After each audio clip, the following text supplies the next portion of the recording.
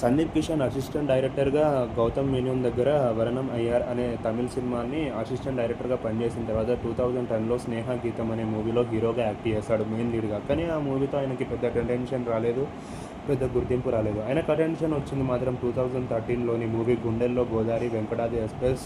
ఈ రెండు మంచి హిట్ అయ్యి ఆయనకి మంచి గుర్తింపు వచ్చింది. దాని తర్వాత ఆయన మేజర్ బ్రేక్. యాక్చువల్లీ ఆయన 2010లో ఇంకా ప్రస్థానం అనే మూవీ తీశాడు. ఇందులో హీరోగా చేయలేదు, విలన్గా చేశాడు. కానీ ఆయన యాక్టింగ్ మాత్రం మెచ్చాల్సిందే. ఈ ఒక్క సినిమాలో ఆయన విలనిజంతో ఒక ఊపందించాడని చెప్పాలి. ఇందులో శర్వానంద్, ఈయన ఇంకా వెల్ నోన్ యాక్టర్స్ నటించారు. ఇది గుర్తుండిపోయే సినిమా అని కూడా చెప్పొచ్చు. దాని తర్వాత ఆయన హిందీలో ఫిల్మ్ చేశాడు 2011లో. దాని పేరు వచ్చేసి సోర్ ఇన్ ద సిటీ.